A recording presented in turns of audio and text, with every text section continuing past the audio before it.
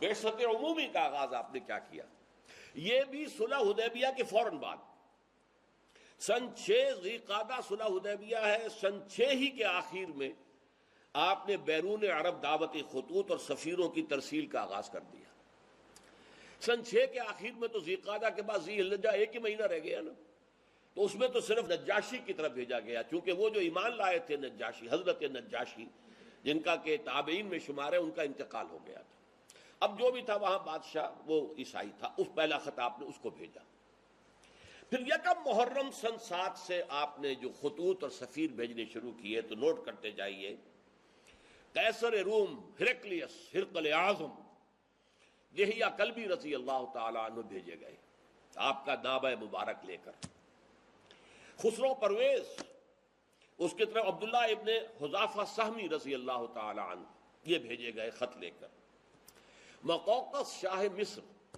اصل میں شاہ کا لفظ اس کے لیے صحیح نہیں ہے، وہاں ایک مذہبی حکومت تھی عیسائیوں کی، اور پیٹریارک جو کہلاتا تھا عیسائیوں کا، جو سب سے بڑا جو ہے سردار ہوتا تھا، وہ وہاں کا بادشاہ تھا۔ ان کی طرف حضرت حاتب ابن ابی بلتعہ، وہ جن سے غلطی ہو گئی تھی فتح مکہ سے پہلے کہ انہوں نے ایک خط لکھ دیا تھا اپنے عزیزوں کی جان بخشی کے خیال سے، اور وہ مکے والوں کو اطلاع دے دی تھی، حضور نے خفیہ رکھا ہوا تھا اپنے مکے کی طرف جانے کو، لیکن انہوں نے اطلاع دیتی تھی وہ، لیکن ان کے بارے میں آپ کو معلوم ہے حضور نے فرما دیا تھا کہ یہ جو حاتب ابن بلتعہ ہے یہ تو اصل میں صحابی ہے اور بدری ہے، لہذا اس کے اگلے پچھلے سارے گناہ اللہ پہلے معاف کر چکا ہے۔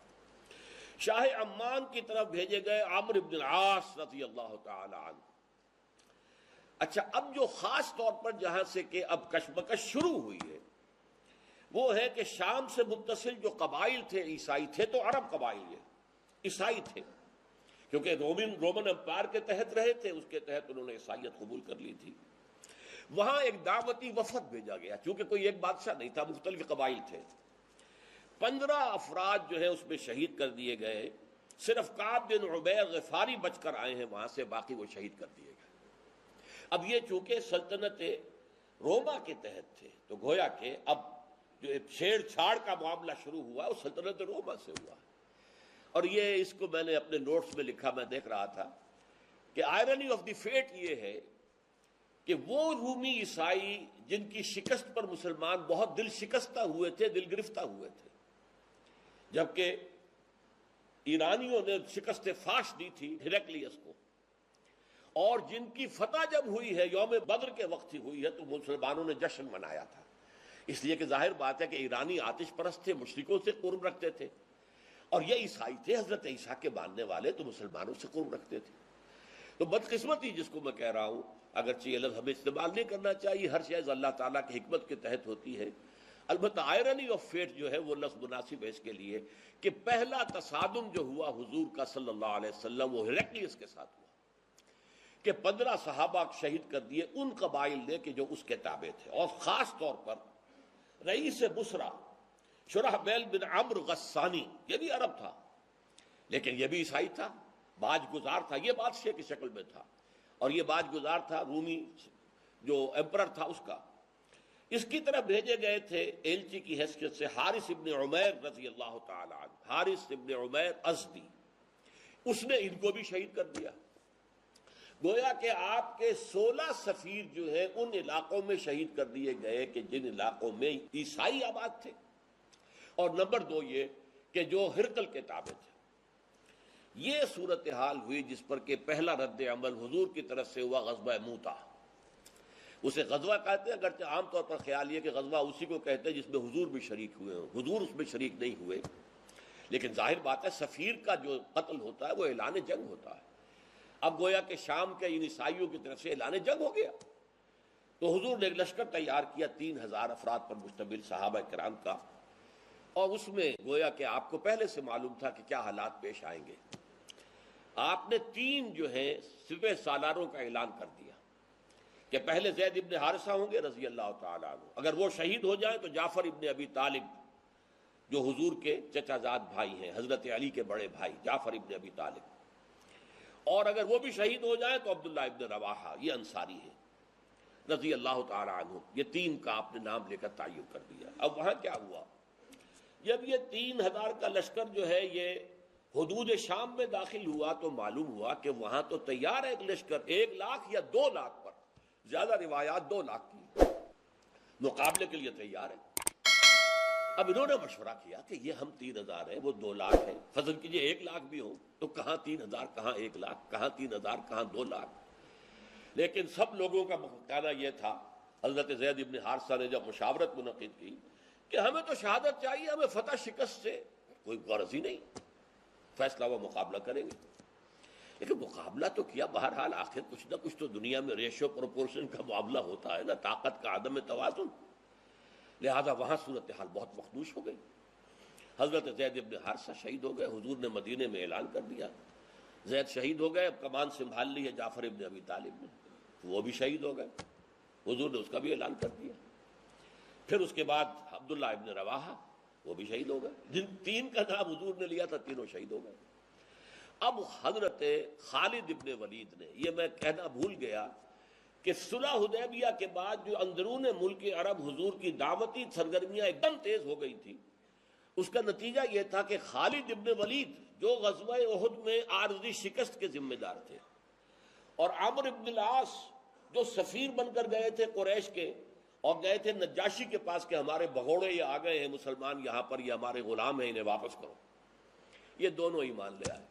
اسی دوران میں، فتح مکہ سے پہلے۔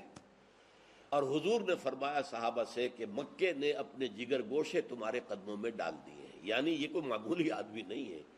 خالد ابن ولید کوئی معمولی انسان نہیں ہے، عمرو ابن العاص کوئی معمولی آدمی نہیں ہے، مکے نے اپنے جگر گوشے جو ہے وہ تمہارے قدموں میں ڈال دیے۔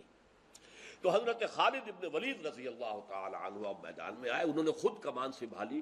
اور بڑی حکمت عملی سے لشکر کو بچا کر نکال کر لے آئے۔ اس میں صرف یہ ہے کہ 12 مسلمان شہید ہوئے، باقی لشکر بچ کر نکل آیا، یہ بہت بڑی کامیابی تھی۔ لیکن جب یہ لشکر واپس مدینے پہنچا، مدینے والوں نے مٹی پھینکنی شروع کر دی، یہ بھگوڑے ہیں، یہ میدان سے بھاگ کر آئے ہیں۔ حضور نے فرمایا نہیں، یہ بھگوڑے نہیں ہیں، یہ تو آئے ہیں الی فئۃ، یہ اپنی بڑی جماعت کے پاس آئے ہیں تاکہ یہاں سے مزید کمک لے کر پھر جائیں۔ تو اس حوالے سے حضور نے فرمایا کہ نہیں، کو بھگوڑے مت کہو۔ تو یہ غزوہ مؤتہ ہوا، اگرچہ جرم کی سزا تو نہیں دی جا سکی، لیکن یہ بات کہ محمد رسول اللہ کے آدمی 3,000 ہو کر وہ 2,00,000 کے لشکر سے ٹکرا گئے، اس نے ایک بہت رعب قائم کر دیا پورے علاقے پر، ہلا دیا اس پورے علاقے کو کہ یہ طاقت کیسی ہے ان کے اندر۔ منحصر مرنے پہ ہو جس کی امید، نا امیدی ان کی دیکھا چاہیے، جس کی امید مرنے سے منسلک ہو جائے، مرنا سب سے بڑی کامیابی ہے، شہادت فی سبیل اللہ، تو اس کو کسی شے کا خوف ہوگا، سب سے بڑا خوف تو اسی کا ہوتا ہے، جان نہ چلی جائے، اور جو جان دینے ہی کو سب سے بڑی کامیابی سمجھے، منحصر مرنے پہ ہو جس کی امید نا امیدی اس کی دیکھا چاہیے۔ تو گویا کہ ایک بہت بڑا جو ہے زبردست رعب پڑ گیا، اور جس کے نتیجے میں سلطنت روما کی جو ہے جڑیں ہل گئی۔ اس کے بعد پھر ہرقل نے تیاری کی زور شور کے ساتھ، تو نپ دی ایول ان دی بڈ، یوں سمجھیے کہ اب یہ جو ہے ابھرتی ہوئی قوت جو آ رہی ہے جزیرہ نما عرب سے، اس کو ختم کرنے کے لیے اس نے اتنا بڑا لشکر تیار کیا کہ مدینے میں مسلسل حالت خوف طاری رہتی، ذرا سا پتہ کھڑکتا تھا، آ گئے رومی، آ گئے رومی، آ گئے رومی، آ گئے۔ رومیوں کے آنے کی یہ خوف جو ہے مسلمانوں پر وہاں تھا، مشرکین بھی تھے وہاں، وہ منافقین بھی موجود تھے، لیکن بہرحال نبی اکرم صلی اللہ علیہ وسلم نے 30,000 کا لشکر تیار کیا۔ آپ تبوک تک پہنچے، اور تبوک سرحد شام کے اوپر 30,000 کا لشکر لے کر 30 دن تو لگے ہیں آپ کو جانے اور آنے میں، 15 دن، 20 دن آپ نے وہاں قیام کیا۔ ہرقل میدان میں نہیں آیا، اپنی فوج لے کر پیچھے ہٹ گیا۔ اس کی وجہ کیا ہے؟ ہرقل پہچان چکا تھا جب آپ کا خط گیا تھا، دعوتی خط حضرت دہیہ کلبی رضی اللہ تعالیٰ عنہ لے کر گئے تھے، اس نے خط پڑھتے ہی پہچان لیا، وہ عالم تھا، عیسائی عالم، کہ یہ وہی ہے کہ جن کی نوید جو ہے وہ تورات اور انجیل میں تھی۔ وہ چاہتا تھا ایمان لے آئے، اور اس کا تفصیلی واقعہ آپ سیرت کی کتابوں میں پڑھیے کہ اس نے پوچھا کوئی عرب یہاں آیا ہوا ہے؟ معلوم ہوا کہ ہاں، ایک عرب قافلہ جو ہے کاروان تجارتی آیا ہوا، ابو سفیان کی سرکردگی، اس کو بلایا، ان سے مکالمہ کیا، اور مکالمہ کر کے ایسی باتیں نکلوائیں اگلوائیں ابو سفیان سے، اس وقت تک وہ مشرک تھا، کہ جس سے سب لوگوں کو معلوم ہو گیا کہ یہ واقعی اللہ کے رسول ہے، اور یہ تو ہرقل جو ہے یہ تو مسلمان ہونے پر گویا کہ آمادہ ہے. اس پر ایک بڑا جوش و خروش پیدا ہوا درباریوں میں، سپہ سالاروں میں، ان کا غصہ، ان کے نتنے پھول گئے. تو ہرقل ڈر گیا. وہ چاہتا تھا جیسے 325 سال قبل قسطنطین اعظم جو تھا، ایمپرر کانسٹنٹائن، اس نے عیسائیت اختیار کی تھی اور پوری رومن امپائر عیسائی ہو گئی تھی. اسی طرح اب بھی ہو جائے کہ میں مسلمان ہو جاؤں اور پوری رومن امپائر مسلمان ہو جائے. لیکن یہ کہ جب اس نے دیکھا کہ میرے درباری، میرے مصاحبین، میرے سپہ سالار یہ تو نتنے ان کے پھول رہے غصے سے، تو وہ اپنی وہ جو بیڑیاں پڑی ہوئی تھی سلطنت کی، بادشاہت کی، انہی میں بندھا رہ گیا اور اس نے انکار کر دیا. پہچان چکا تھا آئے تھے، مسلمانوں کا لشکر تھا. اس طرح شاید اب بھی محمد نہ آئے صلی اللہ علیہ وسلم. جب اس نے دیکھا محمد خود آئے ہیں صلی اللہ علیہ وسلم، اس کو پہچان چکا تھا کہ یہ اللہ کے رسول ہیں، لہذا وہ پیچھے ہٹنے میں عافیت سمجھی. چونکہ یہ ایک بڑا محاورہ ہے غالباً انجیل کے اندر ہے کہ وہ جیسے کہ چھری اگر تربوز یا خربوزے پہ پڑتی ہے تب بھی خربوزہ کٹتا ہے، اور اگر خربوزہ چھری پر گرے گا تب بھی خربوزہ ہی کٹے گا. اس طریقے سے چھری کا تو نقصان نہیں ہوگا،